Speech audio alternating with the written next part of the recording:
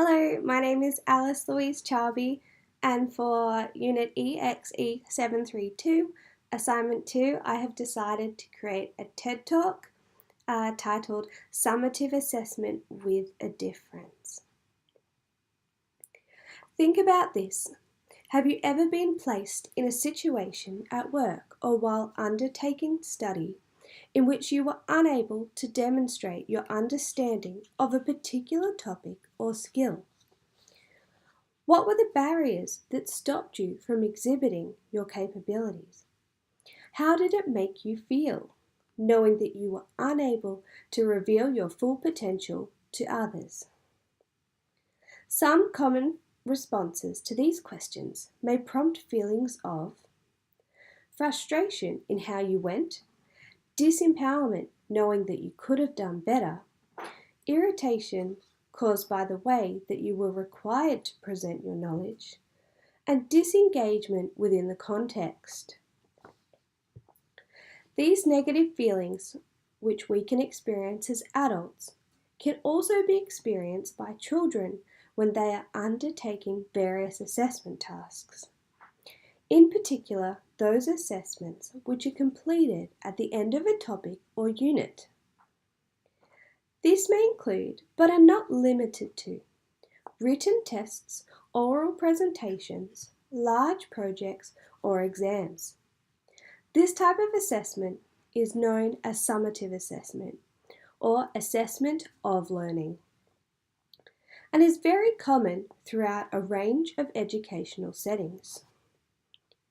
From my experience teaching in a number of primary schools, I have witnessed a common occurrence with summative assessments, in which all students in a class are required to complete the same assessment, which is then either corrected against an answer sheet or marked in relation to a rubric.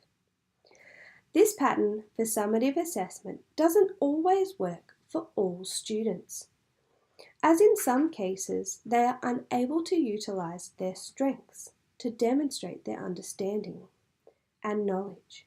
Summative assessment is a vital component of education and learning, but there is currently an inequity in the way that students are able to present their understanding at the conclusion of a unit.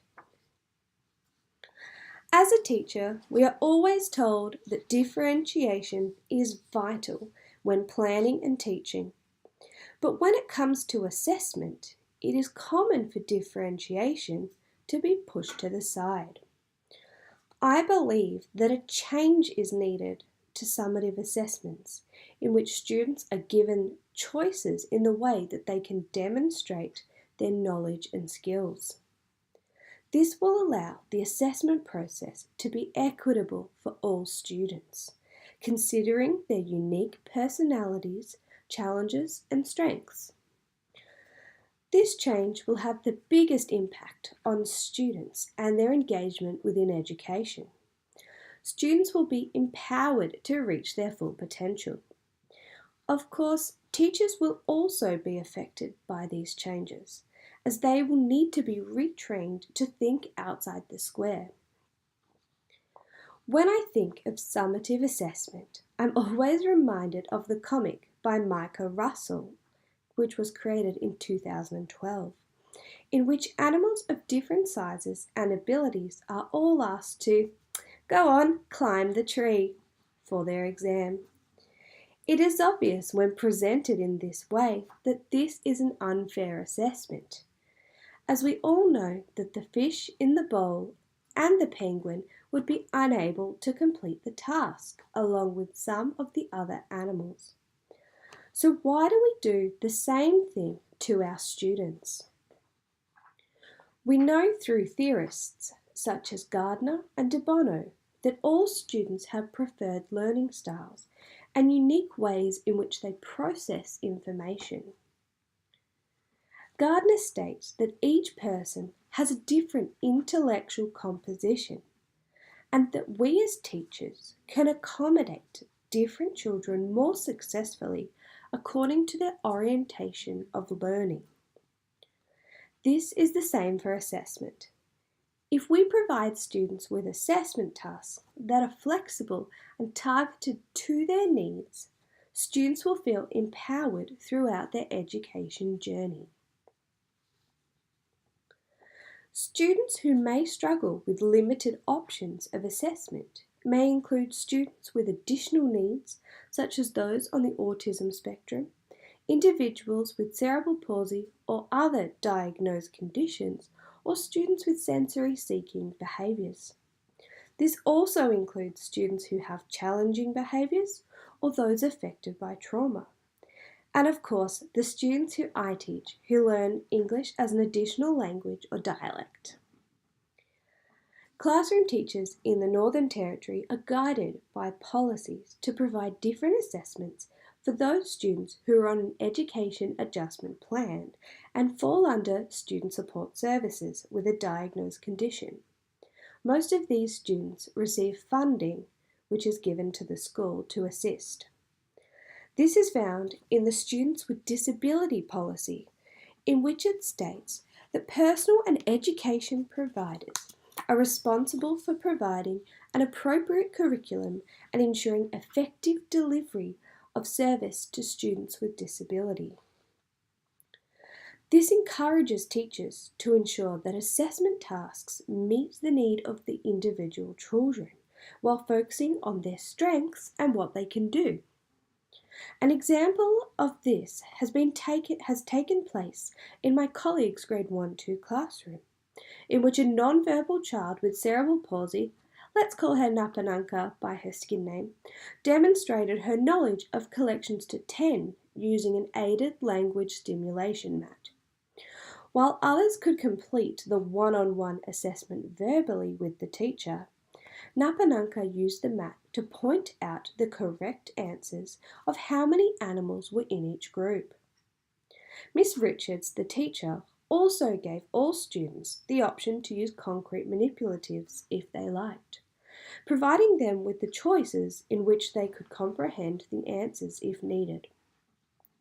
Simple adjustments like these open up spaces of resistance and conditions for social justice and go beyond minimum base level practice towards creative, participatory and inclusive approaches.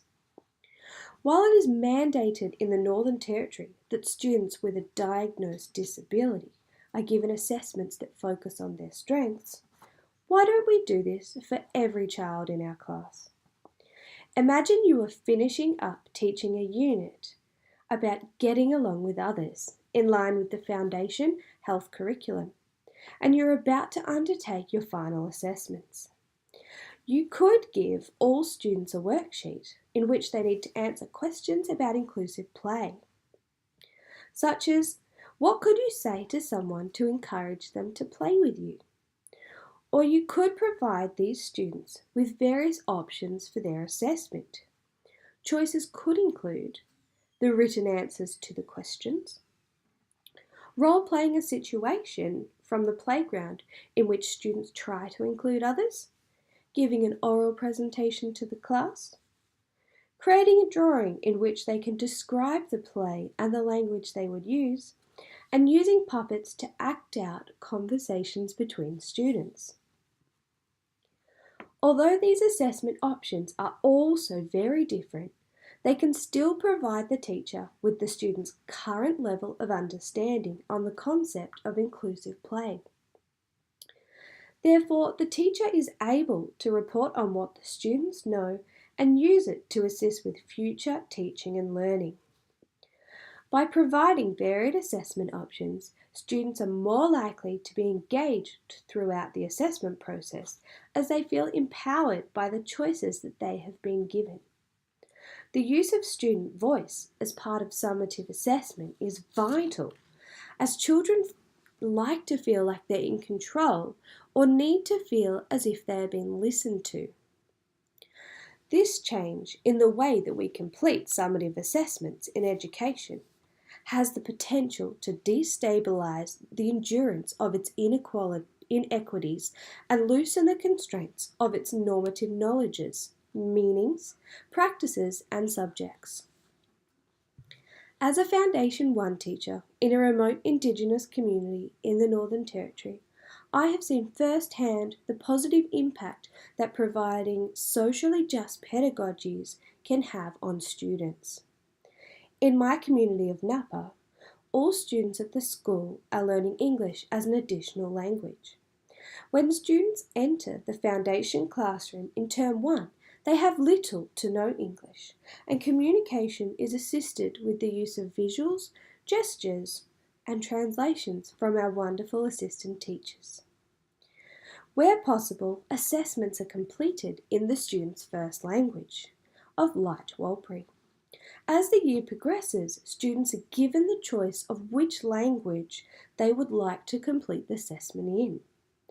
These choices mean that as a teacher, I need to have a positive relationship with my assistant teachers who will help me to undertake the assessments with the children. One such summative assessment that offers choice to encourage empowerment is the assessment of student competencies, in particular competencies SL2 to SL5.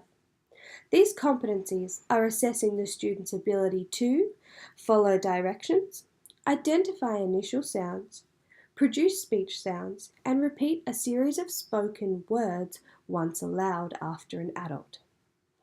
When completing this assessment, students are given the choice if they would like to do the tasks in English or in Warlpiri. With shame being a key factor in low self-esteem in most Indigenous communities, being able to be assessed in their home language is empowering for my young students. It allows them to feel safe and to have a go while completing the assessment. Another benefit is that as their teacher, I am witness to the students' full potential when the assessment is completed in their first language, as they are more likely to understand the instructions and communicate their responses more effectively. By allowing these students to be assessed in their own native language, we as teachers are respecting the rights of Indigenous peoples to speak and use their own languages on their own country in all locations in the Northern Territory. This is contrasting to the way that students on the autism spectrum may feel with the learning styles at university discussed in the article by Vincent et al. Learning tasks and assessments may include group work, which requires interaction with peers, and class presentations, where body language and eye contact are part of the success criteria. For students on the autism spectrum, these requirements can be difficult and intimidating. Vincent et al. Suggests that there is also an opportunity to engage with students' differing dispositions, capabilities, and interests, rather than focusing solely on what they find difficult.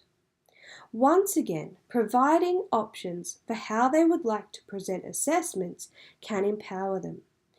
Using the strength-based approach comes to mind. The way to determine a student's strengths has been defined by Dr. Waters in 3 elements. Number 1, performance, being naturally good at something. Number 2, energy, feeling good when they do it. And number 3, high use, choosing to do it again and again. I believe that element 3 is the most relevant to teachers. Providing students with the option to choose how they present their knowledge during summative assessment tasks allows students to utilize their strengths, which in return will make them feel positive about what they are doing, which will lead to empowerment of the learner. So far throughout this talk, I've spoken about the benefits that can come with having a range of summative assessment methods. However, this change does have some challenges, particularly for teachers. Challenges include the complexity of marking systems, including the need for rubrics to consider multiple presentation methods and types of assessments.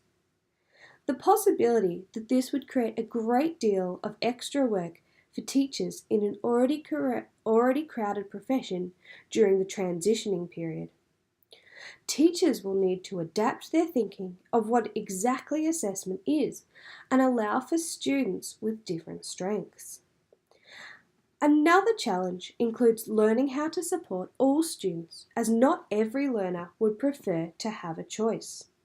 Some students would much rather take a test or be told how to demonstrate their learning. The flexibility can be a little overwhelming for some. Although the change to summative assessment has its challenges, I believe that the benefits outweigh the negative implications of change. Throughout this talk, I've highlighted the positive impact that it will have on all learners. The individual students who could benefit from having a choice in how they present their understanding is diverse. It is not limited to those with disabilities, learning difficulties, second language acquisition learners, and those affected by trauma. By empowering students with the freedom of choice, they are encouraged to focus on their strengths instead of their weaknesses. This assists learners to develop in confidence and improve their self-esteem. Finally, teachers are witness to the students' full potential and are more accurately able to assess their knowledge in a way that is engaging to them. I would like to acknowledge that this assessment for Unit EXE 732 has empowered me to utilise my strengths by providing me with various options on how I could demonstrate my understanding of various social justice issues within education. I chose to write a script for a TED Talk as I am confident in the area of creating presentations and public speaking. The provided choices for this assessment have made it more equitable. Thank you.